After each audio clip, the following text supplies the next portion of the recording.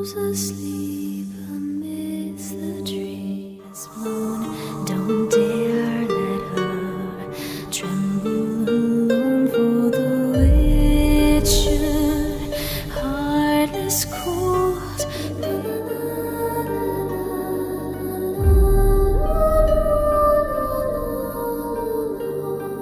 Birds are silent for the night.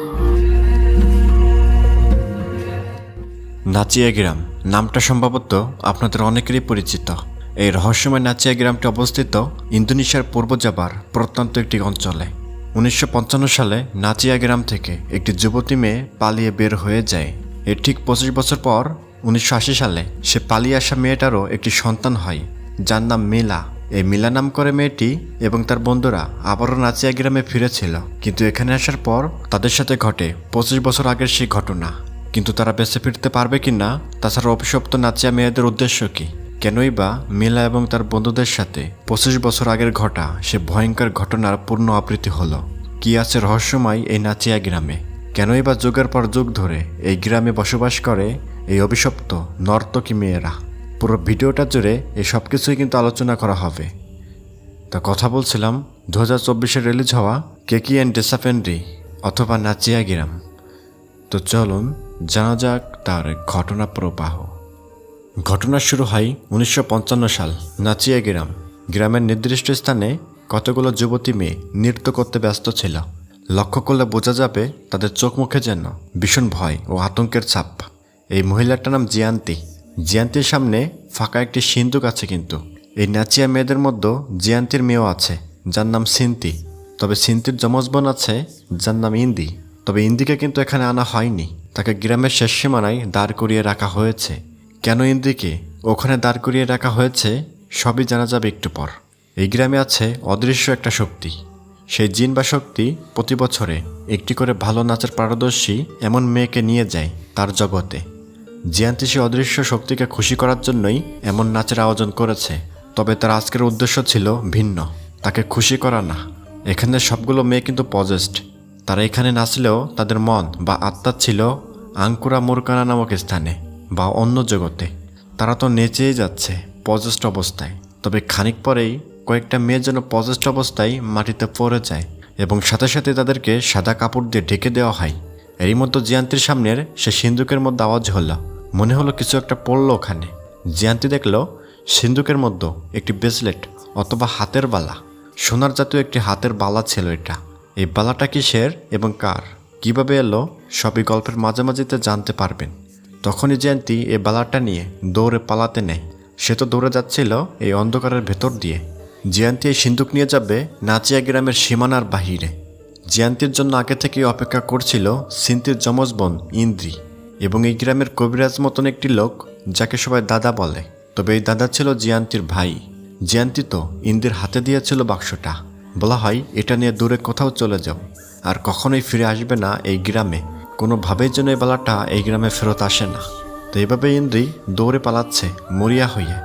ভুট্টা ক্ষেতের ভেতর থেকে দাদা জানায় পেছনে ফিরে তাকাবে না, যত যাই হোক, শুধু দৌড়ে পালাবে। এভাবেই দৌড়ে পালাচ্ছে ইন্দ্রি। কিন্তু গ্রামের একদম শেষ প্রান্তে ইন্দ্রির সামনে দৃশ্যমান হয় সুন্দরী এক নাচিয়া মেয়ে। এই মেয়েটা ইন্দ্রিকে বলছিল, তোমার হাতের বালাটা আমাকে দিয়ে দাও, ওটা আমার, ওটা নিয়ে যেও না। তবে ইন্দ্রি তার কোনো কথারই প্রলোভনে পড়ে না। ইন্দ্রি তো আবারও দৌড় লাগায়। সে দৌড়াতে দৌড়াতে গ্রামের সীমানা থেকে বের হয়ে যায়। এভাবেই সিনটি কাট হয়। ইন্দ্রি চলে যাওয়ার ঠিক 25 বছরের পরের ঘটনা দেখানো হয়। এতদিনে অনেক কিছু পরিবর্তন হয়ে গেছে। সালটা কিন্তু 1980 সাল, পূর্ব জাভা। একটি গাড়ির মধ্যে মিলা, জুট, ইয়াত। এই হলো মিলা, এটা হলো মিলার চাচাতো ভাই জুট, এবং এটা ইয়াত, জুটের বন্ধু। এই গাড়িটা চলতে চলতে খানিক পরে একটি বাজারে এসে পৌঁছায়। মিলা, জুট, ইয়াত এরা তো গাড়ি থেকে নেমে সারে। আসলে তারা এসেছে শহর থেকে, মানে জাভা শহর থেকে, এবং তারা যাবে নাচিয়া সেই গ্রামে। তবে তারা তো নাচিয়া গ্রামের সে ঠিকানাই জানে না। এর জন্য ইয়াদের একটি পরিচিত লোক থাকে এই বাজারে। তার কাছ থেকে নাচিয়া গ্রামের ঠিকানা বের করবে, এর জন্যই তারা এই বাজারে এসে দাঁড়িয়েছে। ইয়াদ এবং জুট চলে যায় ইয়াদের পরিচিত লোকটাকে খুঁজতে। তাছাড়া এই সময়টাতে কিন্তু কোনো ফোন বা কোনো ইন্টারনেট ছিল না, কারণ সালটা 1980 সাল, অনেক বছর আগে। এই বর্তমান সময় থেকে প্রায় 45 বছর আগের ঘটনা। তো এদিকে দেখা যায় মিলা হাঁটতে হাঁটতে চলে আসে এই বাজারের মতো চাঁদি ঘরের মধ্যে। দেখা যায় কাঁচা বাজার সহ সকল প্রয়োজনীয় জিনিস রয়েছে এখানে। কিন্তু মিলা লক্ষ্য করেছিল একজন বৃদ্ধা মহিলা সেজন্য মাংসের মতো কিছু একটা কোপাচ্ছে এবং মিলাকে বলছে ফিরে যাও, সেখানে যেও না। এইসব কথাই বলছিল। মিলা তো অবাক দৃষ্টিতে কেমন যেন বিবার হয়ে তাকিয়েছিল সেদিকে। কিন্তু এরই মধ্যে ইয়াদরা চলে আসে সেখানে মিলাকে খুঁজতে। কিন্তু এইবার দেখা গেল এখানে কেউ ছিল না, কোনো মাংস কাটা হচ্ছে না, তবে কোনো রহস্যের সূত্রপাত হচ্ছে এটা নিশ্চিত। এভাবে ইয়াদের পরিচিত লোকটার সাথে কথা হয়, তার নাম জোতা। এই জোতাকে কিছু টাকাও দেওয়া হয় সেই গ্রামে পৌঁছে দেওয়ার জন্য। জোতা জানাই ওই গ্রামটাকে তো নাচিয়া গ্রাম বলা হয়, তাও এখান থেকে অনেকটা দূরে। এভাবে জোতা তাদেরকে সাথে করে নিয়ে নাচিয়া গ্রামের উদ্দেশ্যে রওনা করেছিল। তারা যাচ্ছিল ট্রাকে করে লেগুনা জাতীয় একটা গাড়ি। প্রায় 1 ঘন্টার মতো গাড়ি চলার পর তারা এসে পৌঁছায় নাচিয়া গ্রামের আগের গ্রামে। এখনও কিন্তু গ্রামের সীমানা শুরু হয়নি। এভাবেই তো হাঁটা এবং গল্পের মধ্য দিয়ে তারা চলছিল। এই গ্রামটা কেমন যেন নিথর এবং গম্ভীর একটি পরিবেশ। খানিক পরেই তারা চলে এসেছিল গ্রামের মেইন গেটে। অনেক পুরানো একটি ফটক, মিলাসহ জোট সবাই তো নিশ্চিত হয় এটাই হয়তো নাচিয়া গ্রামের প্রবেশ পথ। সকলে এগোতে থাকে এই গেটের মধ্য দিয়ে। রাস্তার পাশে তারা দেখতে পায় অনেকগুলো তরুণী মেয়ে নৃত্য করছিল, হয়তো তাদেরকে নাচের প্রশিক্ষণ দেওয়া হচ্ছে। গ্রামের মাঝামাঝিতে পৌঁছালে তাদের সাথে দেখা হয় একটি মেয়ের সাথে। এই প্রথম তারা এই গ্রামের মানুষের সাথে কথা বলবে। জুতা তো মেয়েটির কাছে চলে যায়। জুতা মেয়েটিকে বলছিল এখানকার মুরব্বীরা কই, তাদের সাথে আমাদের কাজ আছে, কিছু কথা বলবো এবং কিছু জানার বিষয়ে। তবে মেয়েটা বলে এই গ্রামের প্রধান বা সবচেয়ে বিচক্ষণ হলো দাদা এবং সে গ্রামে নেই, হয়তো কাল পরশু সে গ্রামে ফিরবে। তবে মিলাদের তো দাদার সাথেই কাজ, তার জন্যই তো মিলা এসেছে ভয়ঙ্কর কোনো একটি রহস্যের সমাধান করতে। এজন্য মিলা, জোট, ইয়াদ তারা সিদ্ধান্ত নিয়েছিল দাদা না ফেরা পর্যন্ত সকলে এই গ্রামে থাকবে, এখানেই অবস্থান করবে কোথাও। তারা বেছে নিয়েছিল ছোট্ট একটি জায়গা, কাচারি ঘরের মতো একটি জায়গা, যেখানে তারা দাদার জন্য অপেক্ষা করবে। কিন্তু ছেলেদের মধ্যে মিলা থাকবে এটা জোটের কাছে ভালো লাগছে না। তাছাড়া জোট ছিল মিলার আপন চাচাতো ভাই। এজন্য জোট পাশের একটি বাড়িতে যায়। তার সাথে দেখা হয় যুবতী একটি মেয়ের। জোট বলে আমরা এখানে একটি কাজে এসেছি, কাজটা হয়ে গেলেই ফিরে যাব, কিন্তু আমরা থাকবো ঘরের বাইরে ওই কাচারি ঘরে। আমার চাচাতো বোন আমাদের সাথেও থাকবে, কিন্তু এটা আমার ভালো লাগছে না, তাই মিলাকে তোমার বাড়িতে থাকতে দিবে কিনা। এই মেয়েটির নাম রতি। রতি জানাই সমস্যা নেই, তাকে আমার কাছে আসতে বলেন, একসাথে থাকবো। এভাবেই সন্ধ্যা নেমে যায়। সন্ধ্যার একটু আগ মুহূর্তেই মিলাকে নিয়ে আসে রতি রতির ঘরের মধ্যে। রতি মিলাকে শোয়ার ঘর দেখিয়ে দেয়। এদিকে বাহিরে শুয়ে আছে জোট, ইয়াদ, জোতা। এখন তো রাতের অন্ধকার চারিদিকে, কিন্তু অদ্ভুত একটি দৃশ্য দেখা যায়। একদল বৃদ্ধ টাইপের মানুষ হেঁটে যাচ্ছে রতির ঘরের দিকে, যেখানে মিলাও আছে। হারিকেনটাও বন্ধ হয়ে গেছে, যেটা জোটদের কাছে ছিল। জোটটা তখন দেখলো হারিকেন বন্ধ। সে তো জ্বালানোর চেষ্টা করেছিল এটা, তবে দেখা যায় আফসা একটা বৃদ্ধ অবয়ব যেন তার দিকে আসতে নেই, কেমন যেন অদ্ভুত একটা বৃদ্ধ অবয়ব। এরই মধ্যে হারিকেনের আগুন জ্বললে সে অদৃশ্য হয়ে যায় সেটা। এদিকে ঘরের মধ্যে মিলা তো শুয়ে আছে, তবে তাকে ঘুমে ধরছে না, কেমন যেন অস্বস্তি লাগছে। এই নাচিয়া গ্রামে আসার পর থেকে এই অবস্থা। এরই মধ্যে মিলা তো বিছানা থেকে উঠেছিল। মিলা লক্ষ্য করল রতির মায়ের শোয়ার ঘর থেকে মৃদু গানের কণ্ঠ। হঠাৎ মিলাকে নাম ধরে ডাক দেয় একজন সুন্দরী মেয়ে। মেয়েটা জানাই আমি তোমার জন্যই অপেক্ষা করেছিলাম এত বছর, কবে তুমি আসবে আমাকে দেখতে। এই এতটুকু কথা বলার পরই মিলার সামনের দরজাটা বন্ধ হয়ে যায়। তার পরের দিন সকালের সিন দেখা যায়। রতি রান্না করছিল। মিলা তো ঘুম থেকে উঠল। এরই মধ্যে রতি তার মায়ের জন্য কিছু খাবার নিয়ে রুমে ঢুকল। দরজার ফাঁকা দিয়ে মিলা দেখল রতির মা কত অদ্ভুত এবং ভয়ানকভাবে অসুস্থ। মিলা রতিকে বলে তোমার মায়ের মতোই আমার মাও অসুস্থ, ঠিক একই রকমভাবে অসুস্থ, সম্পূর্ণ একই সমস্যা তারও। এইবার মিলার বাড়ি দেখানো হয়। ফ্ল্যাশব্যাক দেখা যায় একজন কবিরাজ মিলার বাড়িতে। মিলার মা চরমভাবে অসুস্থ, বিছানায় পড়া। এই কবিরাজি মিলাকে নাচিয়া গ্রামের ঠিকানা দিয়েছিল। তাছাড়া মিলার মায়ের আলমারি থেকে মিলা খুঁজে পেয়েছিল 25 বছর আগের সে বালাটা।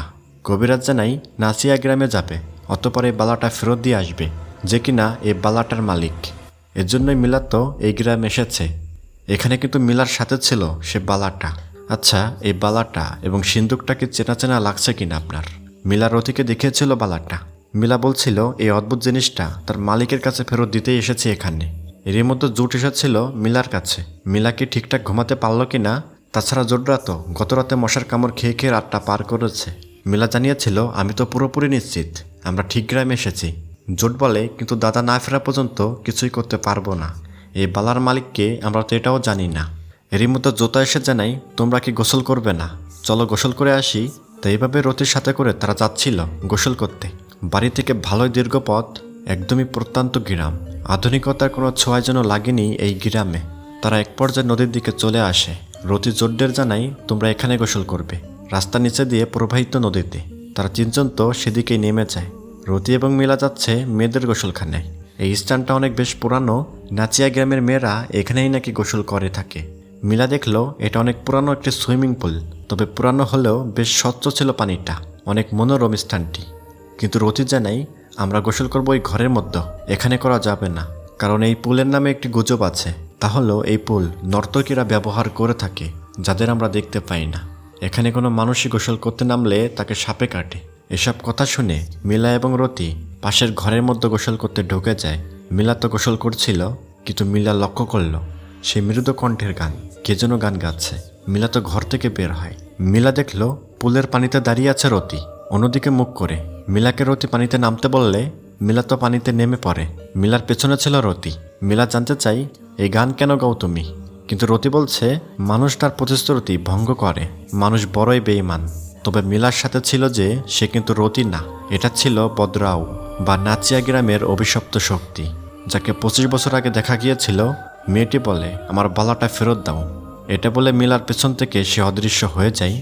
তবে অসংখ্য সাপ এসে পেঁচিয়ে ফেলেছিল মিলাকে। পুল ভর্তি সাপ, নানান রকমের বিষধর সাপ এগুলো। এইসব দেখে চিৎকার করছিল মিলা। এর মধ্যে রতি এসে মিলাকে পুল থেকে টেনে উপরে তোলে। এদিকে ইয়াদ জোট এদেরও কৌশল হয়ে গেছে। কিন্তু এখানে তারা দেখলো রাস্তার পাশে একটি কবরস্থান, কিন্তু সকল কবরের উপর যেন কালো কাপড় দিয়ে ঢাকা। এই বিষয়টা দারুণ অবাক লেগেছিল। তারা বাড়ি ফেরার পথে এসেছিল দাদার বাড়িতে টুকটাক খোঁজ খবর নিতে। কিন্তু দাদার বাড়িতে আসার পর তারা তো দেখলো ঘর বন্ধ, দাদা তো বাড়িতে নেই। আচ্ছা, এ দাদাকে তা একটু পরে জানতে পারবেন। তাই এখানে একটি ছেলে জানাই, দাদা তো বাড়িতে নেই, কিন্তু তোমরা কি জানো এই দাদা জাদুকর? সে কুকুর হতে পারে, মানে জাদু করে কুকুরের রূপ নিতে পারে। এই ছেলের এমন হাস্যকর কথাই একদমই বিশ্বাস করে না ইয়াদরা। তা বাড়িতে ফেরার পর মিলা জোটকে সব ঘটনা জানাই, তার সাথে কি কি ঘটেছে গোসল করতে যে। এইসব অতি অপরাকৃত ঘটনায় তারা এখনও বুঝতে পারছে না এসব আসলে হচ্ছে কি, এগুলো কি সত্য নাকি তাদের ভুল ধারণা। পরের সিনে রাতের ঘটনা। বাইরে ঘুমাচ্ছে জোট, ইয়াদ, জোটা। এদিকে ঘরের মধ্যে মিলা দেখলো রতি যেন তার ব্যাগে কিছু একটা খুঁজছে। তবে রতি কিন্তু মিলার বালাটা হাতে করে দেখছিল। তবে এই বিষয়টা কিন্তু মিলার একদমই ভালো লাগলো না। রতি তার ব্যাগ কেন চেক করবে? এর জন্য মিলা রতির হাত থেকে বালাটা নিয়ে ব্যাগে ভরে দেয়। তবে মিলা শুনতে পাচ্ছে অনেক দূর থেকে ভেসে আসছে গানের বাদ্যযন্ত্রের আওয়াজ। মিলা রতিকে বলে, তুমি কি শুনতে পাচ্ছ আমি যেটা শুনতে পাচ্ছি? রতি জানাই, আমিও শুনতে পাচ্ছি। মনে হচ্ছে একদল নর্তকীরা নাচের প্র্যাকটিস করছে। তাদের স্থানটা জঙ্গলের মধ্যে আঙ্কুরা মোরকা নাম করে একটি জায়গা। মিলা এখানে চিন্তা করলো, কবিরাজ বলেছিল তার কাছের বালাটা এটা নাকি কোনো নর্তকীর। তাহলে সেখানে যাই, তার সাথে দেখা হলে এটা দিয়ে দেব, তাহলে তো ঝামেলা শেষ। মিলাও কিন্তু কেমন যেন বশীভূত হয়ে পড়ে এবং রতির সাথে করে নর্তকীদের দিকে যাওয়া শুরু করে।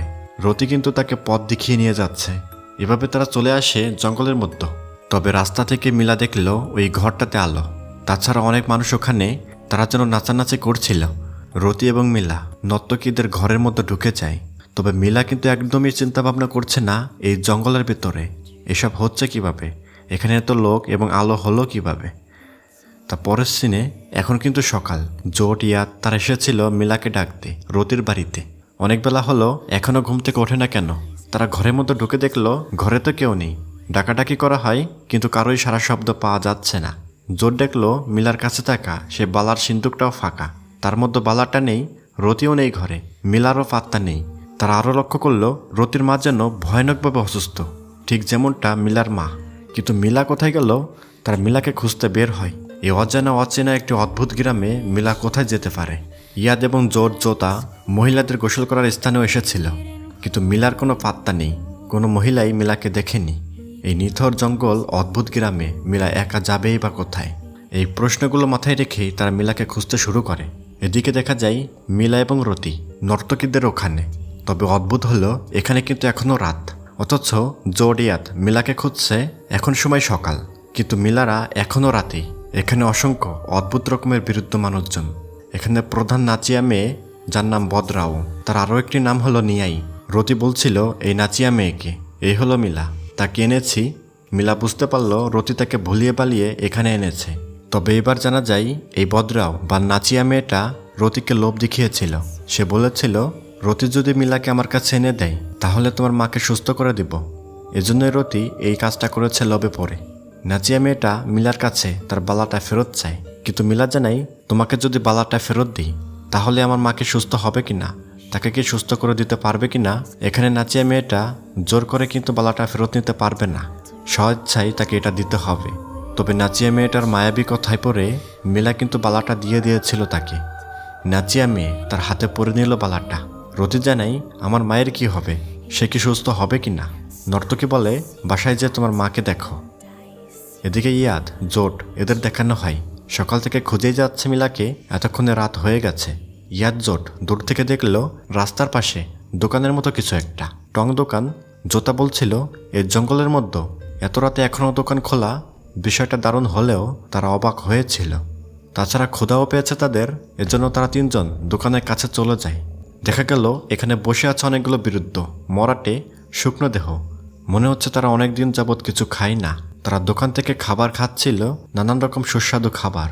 জোট তাদের বলেছিল আমার চাচাতো বোন মিলাকে খুঁজছি আমরা, লম্বা একটি মেয়ে, আপনারা তাকে কেউ দেখেছেন কিনা। লোকগুলো মাথা নাড়িয়ে জানাই আমরা দেখিনি। তবে জোতা কিছু না বলেই এখান থেকে খাবার খাওয়া শুরু করে দেয়। এই লোকগুলো অদ্ভুত রকমভাবে তাদের দিকে চেয়েছিল, মনে হচ্ছে তারা মানুষজন দেখে অভ্যস্ত নয়। জোডিয়াত সেখান থেকে তাড়াতাড়ি করে চলে আসতে ধরে, কিন্তু পেছন থেকে একজন বিরুদ্ধ ডাক দেয় তাদের। বিরুদ্ধ বলে ধরো এই সুস্বাদু খাবারটা নিয়ে যাও বাড়িতে, এবং বাড়িতে নিয়ে এটা খেয়ে নিও। জোতা খাবারটা হাতে নেয় এবং এভাবে তারা বাড়ির দিকে চলে আসে। এদিকে রতি এবং মিলা নর্তকীদের মায়াজালে বিভোর। এরই মধ্যে রতি বাড়ির উদ্দেশ্যে দৌড় দেয়, কারণ নাচিয়া মেয়েটি তাকে বাড়ি যেয়ে তার মার অবস্থা দেখতে বলেছিল। মিলাও কিন্তু তার পেছন পেছন দোল লাগায়, কারণ নর্তকী মেয়েটা রতিকে বলেছিল বাসায় যে তোমার মাকে দেখো। রতি আশাবাদী তার মা কিন্তু সুস্থ হয়ে গেছে এটা ভেবে। তাছাড়া নর্তকী মেয়েটা তার হারিয়ে যাওয়া বালাটাও ফেরত পেয়েছে। এভাবেই তারা দৌড়ে বাড়ির দিকে আসতে লাগে দুজনে। পেছন থেকে মিলা রতিকে বলে ওটা কে ছিল ওই মেয়েটা। এবার রতি জানাই গোপন এক কথা, ওটা ছিল বদরাও। এবার ফ্ল্যাশব্যাকে জানা যায় সেদিন মিলা এবং রতি যে গোসলখানায় গোসল করতে ঢুকেছিল তখন নর্তকী রতির কাছে এসে জানাই তুমি যদি মিলার কাছ থেকে আমার বালাটা ফেরত পেতে সাহায্য করো তাহলে তোমার মাকে আমি সুস্থ করে দিতে পারি। এই জন্যই রতি লোভে পড়ে মিলাকে ওখানে নিয়ে গিয়েছে এবং মিলার থেকে বালাটা তাকে ফেরত দিতে সাহায্য করল। তো এইভাবে রতি এবং মিলা বাড়িতে পৌঁছায়। দেখা যায় রতির মায়ের চেহারা অস্বাভাবিক ভয়ঙ্কর রকমের, আগের চেয়েও বেশি খারাপ অবস্থা, মনে হয় সে মারা যাবে। রতি তো এটা দেখে ভেতর থেকে তার মায়ের দরজা লাগিয়ে দেয়, কিন্তু মিলা তো তাড়াতাড়ি করে ঘর থেকে বের হয়ে দৌড়ে পালাবে জন্য। বাইরে হচ্ছিল তীব্র বাতাস, সাথে ঝড়ো হওয়া, বজ্রপাতও হচ্ছিল। তবে মিলার দেখা হয়েছিল তার চাচাতো ভাই জোর্ডের সাথে। জোট জানাই মিলা গত রাত থেকে আজ পর্যন্ত কোথায় ছিলে। মিলা জানাই আমি বাড়ি যাব, আমার মায়ের কাছে যাব। এই মিলার এমন পাগলামি দেখে জোট মিলাকে ধরে রতির ঘরের মধ্যে নিয়ে যায়। এবার মিলা জানাই আমি সে বালাটা তাকে ফেরত দিয়েছি। ইয়াদ বলে কাকে ফেরত দিয়েছ, আর গত রাত থেকে আজ সারাদিন কাটিয়ে দিলে কেমনে। মিলা তো অবাক, এটা কি বলে তারা। মিলা তো জানাই আমি তো একটু আগে গেলাম সেখানে, রতি আর আমি কেবলই ফিরে আসলাম, আর তোমরা বলছো সারাদিন কাটিয়ে দিয়েছি। বুঝতে পারা যায় অদৃশ্য শক্তির মায়াজালের আটক ছিল রতি এবং মিলা। যখনই ঘরের মধ্যে বিচ্ছিরি গন্ধ ছড়িয়ে পড়ে, জোতা লক্ষ্য করল সে রাতে তাদেরকে যে খাবারটা দিয়েছিল কতগুলো বিরুদ্ধ, সেই খাবার থেকেই গন্ধ হচ্ছে। দেখা যায় এটি ছিল বানর, বানরের পচা একটি দেহ। তার মানে সকলেই বুঝতে পারল সে রাস্তার পাশের দোকানের মানুষগুলো আসলে মানুষ ছিল না, ওটা ছিল এই নাচিয়া গ্রামের সে নর্তকীদের ভয়ঙ্কর কিছু। মিলার চাচাতো ভাই জোট এবং তার বন্ধুরা কিন্তু এই গ্রামে আটক হয়ে পড়েছিল। এভাবে তারা শুয়েছিল, কেউ ছিল বসে। এই রাতটা কোনো মতে পার হলেই সকালেই চলে যাবে, কিন্তু ভোর রাতে হঠাৎই রতির মা উঠে দাঁড়িয়েছিল। সে মিলার উদ্দেশ্যে মিলাকে কিছু পরামর্শ দেয়। রতির মা মিলাকে বলে এখান থেকে সম্ভব হলে পালিয়ে যাও। এই বদরাও বা নাচিয়া মেয়ের কোনো মায়াজালের প্ররোচনায় লোভে পড়ো না। এখন কিন্তু রতির মা স্বাভাবিক অবস্থায় মানে স্বাভাবিক সেন্সে ছিল, কিন্তু এরই মধ্যে নাচিয়া মেয়ে বদরাও পজেস্ট করে রতির মাকে। এখন কিন্তু রতির মায়ের শরীরে অশুভ সেই শক্তিটা। এবার বদরাও মিলাকে জানাই তোমার মা এখন আমার কাছে, সে আছে আঙ্কার মুরকায়। এই আঙ্কুরা মুরকার স্থানটি হচ্ছে এই নাচিয়া মেয়েদের অদৃশ্য একটি জগৎ। তা বদরাও মিলাকে তথ্যটা জানিয়েছিল, কিন্তু দেখা যায় রতির মা নিজের হাত এবং মুখের মাংস টেনে টেনে ছিঁড়ে ফেলছিল। ভয়ঙ্কর এবং অসহ্যকর আচরণ। রতি কান্না শুরু করে তার মায়ের কষ্ট দেখে। তবে সুখবর হলো কবিরাজ মানে দাদা এইমাত্র গ্রামে ফিরল। সে গ্রামে ফিরেই সবার আগেই রতির বাড়িতে এসেছিল রতির মাকে দেখতে। তাছাড়া গ্রামের লোকজন বলেছে তার জন্য অপেক্ষা করছে গ্রামের বাইরের কিছু লোকজন। তাই এবার দাদা মিলাকে জানাই, তোমার এই বালাটা এই গ্রামে আনা উচিত হয়নি। 25 বছর আগে এই বালাটাই তোমার মার মাধ্যমে এই গ্রাম থেকে সরিয়েছিলাম। এই বালাটার মালিক বদরাও। তাছাড়া বদরাও এতদিন এই গ্রামের যুবতী মেয়েদের কোনো ক্ষতি করতে পারেনি। এই দাদা একটি রিচুয়াল করার সিদ্ধান্ত নেয়। দেখা যায় দাদা কয়েকটা গলা কাটা মুরগি হাতে করে নিয়ে এসেছিল রতির বাড়িতে। দাদা সবাইকে বলে, আমি যতক্ষণ ঘরে থাকবো কেউ ঘরের দরজা খুলবে না, যত কিছুই হয়ে যাক না কেন। এভাবেই অনেকটা সময় পার হয়। দাদা এখনও ছিল রতির মায়ের ঘরের মধ্যে। বাইরে বৃষ্টি হচ্ছে, এখন তো রাত। খানিক পরে দাদা দরজা খুলেছিল, কারণ বাইরে থেকে অদ্ভুত রকমের কিছু আওয়াজ হচ্ছিল। এজন্যই দাদা ঘর থেকে বের হয়। কিন্তু দাদা দেখতে পায় বৃদ্ধ টাইপের কিছু অদ্ভুত অবয়ব দাঁড়িয়ে আছে। তাদের হাতে ছিল মুরগি, কারো হাতে ছিল গরু, ছাগল, মানে এসব গবাদি পশু। মনে হচ্ছে তারা এগুলো ছিঁড়ে খুবলে খাচ্ছে। এর পরের দিন সকালের সিন, রতি কান্না করছিল। তার পোষা গরুটা গত রাতে মারা গেছে। দেখে মনে হচ্ছে কোনো জীব জানোয়ার গরুর দেহ থেকে মাংস ছিঁড়ে খেয়েছে। তবে সবচেয়ে অদ্ভুত হলো গ্রামের সকল গবাদি পশু গত রাতেই মারা গেছে। গরু, ছাগল, হাঁস, মুরগি, এমনকি মাঠের ফসলও ব্যাপক ক্ষয়ক্ষতি হয়েছে। এই অতি অপরাকৃত ঘটনার পর তারা সকলেই পুরো গ্রাম চক্কর করেছিল। কিন্তু পুরো গ্রাম ঘুরে দেখার সময় তারা গিয়েছিল গোসল করা সেই পোলে। দেখা যায় শত শত সাপ সেখানে জমায়েত আছে। বিষয়টা বড় অদ্ভুত। এই সাপগুলো কিন্তু মোটেও স্বাভাবিক সাপ ছিল না। তবে এবার দাদা একটি সিদ্ধান্ত নিয়েছিল, গ্রামের সকল যুবতী মেয়েদের নিয়ে একটি নৃত্য করাবে, মানে নাচাবে। ঠিক 25 বছর আগে মিলাদ দাদি জিয়ান্তি যেভাবে করেছিলেন সেরকম রিচুয়াল। এই রিচুয়াল করলে নাচিয়া গ্রামের অভিশপ্ত জিন বদরাও কিছু মেয়েকে সেখানে নিয়ে যাবে, মানে তার জগতে নিয়ে যাবে। তবে কবিরাজ দাদা তার শক্তি দিয়ে আবারও মেয়েগুলোকে ফেরত আনবে। যদি সেখান থেকে একটিমাত্র মেয়েকে ফেরত আনা সম্ভব হয়ে থাকে, বদরাও অভিশপ্ত জিনের প্রভাব অকেজ হয়ে যাবে কিছু সময়ের জন্য বা কিছু বছরের জন্য। এভাবেই সকল মেয়েকে সাদা কাপড় দিয়ে ঢেকে নেওয়া হয়। দাদাসহ গ্রামের কিছু লোক তাদেরকে নিয়ে যাচ্ছে আঙ্কুর মুরাক্কো স্থানে, যেটা জঙ্গলের মধ্যে। সব মেয়েদের গোসল করানো হয়, অতঃপর মেয়েগুলোকে রেডি করা হয় নাচার জন্য। এভাবেই দেখা যায় তারা দাঁড়িয়ে আছে অদ্ভুতভাবে। মেয়েগুলো কিন্তু পজেসড হয়ে যায় তখনই, এবং কোনো কিছুর বশীভূত হয়ে তারা বাধ্য হয়ে নাচতে আরম্ভ করে। যদিও মিলা বলেছিল আমি তো নাচতে পারি না, কিন্তু তার অদৃশ্যভাবেই নিজে থেকে নাচ আরম্ভ করে। দেখা যায় তারা তো নেচেই যাচ্ছে। এখন কিন্তু সময়টা দিন এবং তারা ছিল গ্রামের মধ্যে, কিন্তু দেখা যায় তারা যেন চলে গিয়েছে ভিন্ন কোনো জগতে, যেখানে অসংখ্য বিরুদ্ধ জিন এবং ভয়াবহ আচরণ। একে একে সবগুলো মেয়ে অচেতন হয়ে পড়ে। তারা কেউই দেখা পায়নি নাচিয়া গ্রামের অভিশপ্ত শক্তি বদরাওর সাথে, কিন্তু এখনও নেচে যাচ্ছে মিলা এবং রতি। এদিকে ভিন্ন জগতে মিলা এবং রতিকে দেখা যায় বদরাওর কাছে। তবে গ্রামের কিছু মানুষ সহ দাদাও লক্ষ্য করেছিল মিলা এবং রতি তারা এখনও নেচেই যাচ্ছে।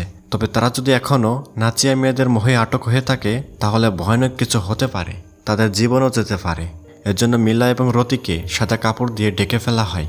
তাদের হাত পা বাঁধা হয় যেন তারা নাচতে না পারে, এবং এই পজেস্ট অবস্থা যেন কেটে যায়। এভাবেই দাদা এবং গ্রামের মানুষজন তাদের ধরাধরি করে বাড়িতে নিয়ে আসতে নেয়। দাদা জঙ্গলের মধ্যে তাকালে দেখতে পাই সে পরিত্যক্ত ঘর এবং কিছু অবয়ব জঙ্গল থেকে বের হয়ে তাদের দিকে আসছে। মিলা এখনও পজেস্ট, রতিও পজেস্ট। দাদা তো চেষ্টা করেই যাচ্ছে মিলা এবং রতির চেতনা ফেরাতে। মিলা এবং রতি কিন্তু তাদের অচেতন অবস্থায় তাদের হাত নাচার ভঙ্গি করছিল। জোট কান্না করছে তার চাচাতো বোনের এই পরিণতি দেখে। এরই মধ্যে মিলা আবারও ভিন্ন জগতে চলে যায়, যাকে আঙ্কুরা মোরকা বলা হয় এই স্থানকে। তবে মিলার সাথে অদ্ভুত এবং ভয়ানক বাচ্চাদের দেখা হয়, যাদের দেখতে মানুষের মতোই, তবে মুখে যেন চোখ নেই, নাকও নেই, এরকম অদ্ভুত একটি অবয়ব।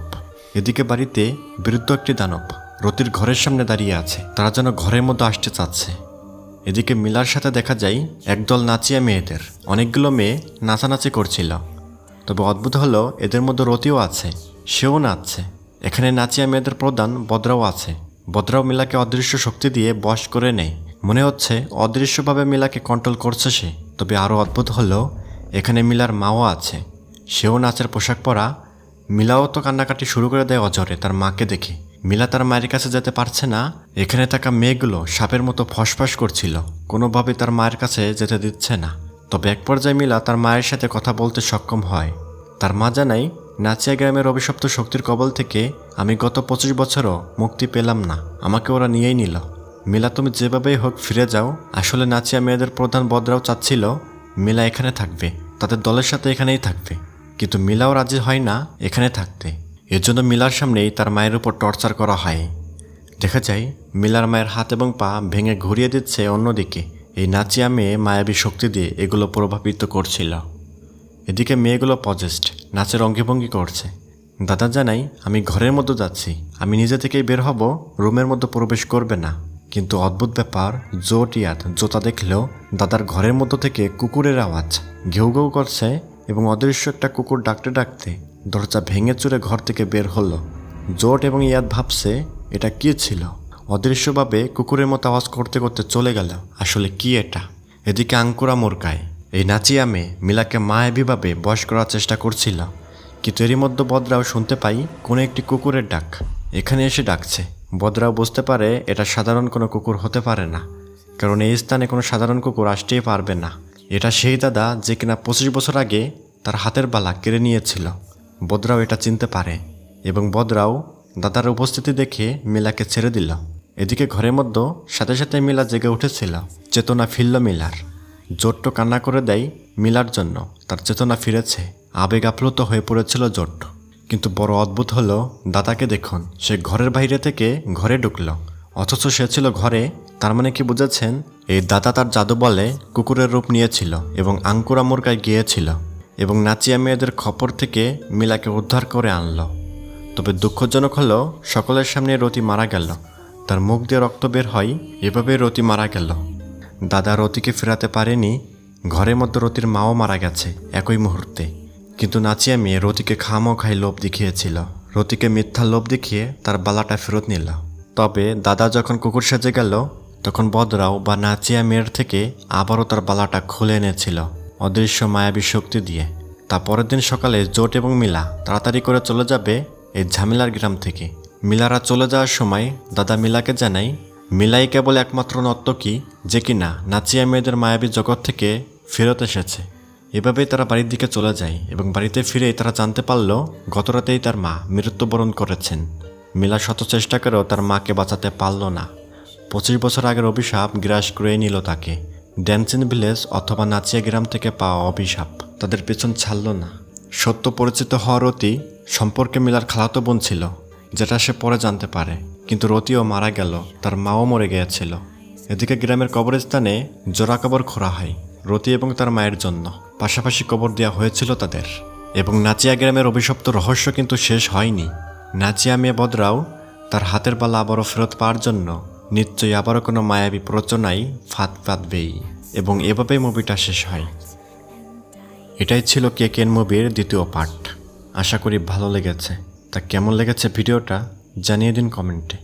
ভালো লাগলে শেয়ার করেন। এখানেই বিদায় নিচ্ছি, ভালো থাকবেন।